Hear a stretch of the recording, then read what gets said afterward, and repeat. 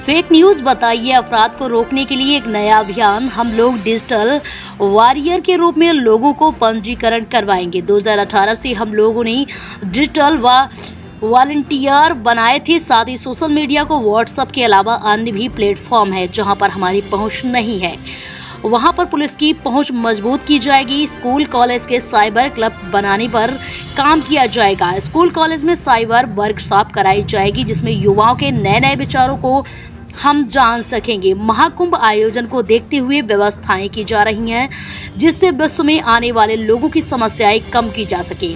हम अपनी पहुंच सोशल मीडिया से अलग अलग प्लेटफॉर्मों पर बना रहे हैं। जल्द ही इस संबंध में युद्ध स्तर पर कार्रवाई में अमल लाई जाएगी।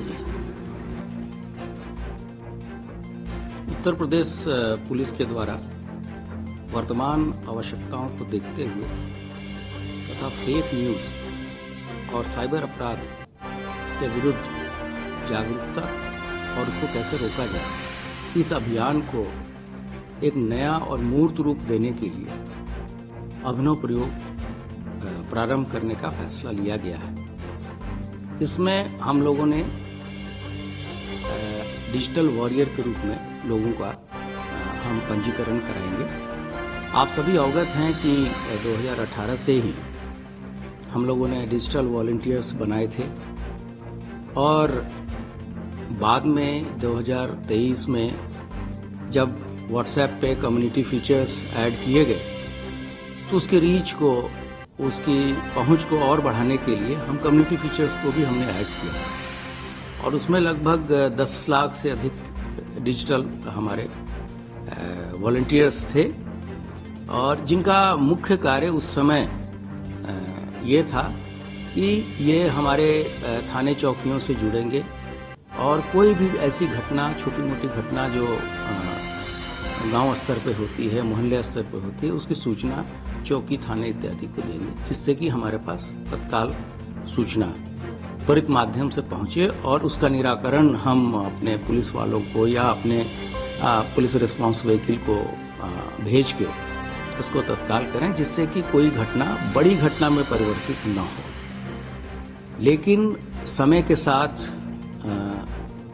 पुलिस की आवश्यकताएं और सोशल मीडिया का जो रीच है, ये महसूस किया गया कि व्हाट्सएप पे के अलावा अन्य भी प्लेटफॉर्म्स हैं जिसको हम लोग कवर नहीं कर रहे हैं। तो इन आवश्यकताओं को देखते हुए तथा जो साइबर क्राइम का एक नया आयाम जुड़ता जा रहा है, उसको देखते हुए ये निर्णय लिया गया है कि अब हम हमारे जो डिजिटल वॉलंटियर्स हैं उनको एक हम नया नाम देंगे जो कि डिजिटल वॉरियर होंगे।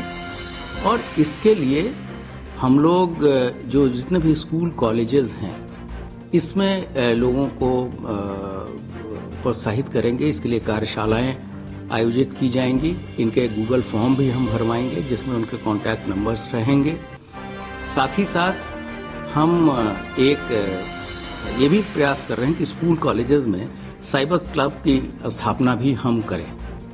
इस साइबर क्लब में जो वहाँ के जो डिजिटल वॉरियर्स होंगे वो एक वर्कशॉप कराएंगे जिसमें जो नए नए प्रयोग हो सकते हैं और जो नए युग के लड़कों में जो रचनात्मक चीजें उनके दिमाग में आ रही है कि कैसे पुलिस की मदद की जाए, कैसे साइबर क्राइम को रोका जाए, कैसे समाज को जागरूक किया जाए। तो उस तरीके से एक नोडल शिक्षक को भी हम लोग उसके लिए प्रत्येक कॉलेज और स्कूल में स्कूल प्रशासन या कॉलेज प्रशासन से जोड़ के लगाएंगे। और ये सारी चीजें हम कुंभ की आवश्यकताओं को देखते हुए भी कर रहे हैं, क्योंकि आप सभी अवगत हैं कि एक बहुत ही ऐतिहासिक क्षण है उत्तर प्रदेश के लिए, पूरे देश के लिए और उत्तर प्रदेश पुलिस के लिए कि जब हम लोगों को विश्व का सबसे बड़ा जो समागम है, जहां पर इतने ज्यादा लोग, करीब 30 से 40 करोड़ लोग इस पूरे 1.5 महीने के अंतर्गत यहाँ प्रयागराज कुंभ में आएंगे और विभिन्न सुविधाओं का यहाँ लाभ लेंगे।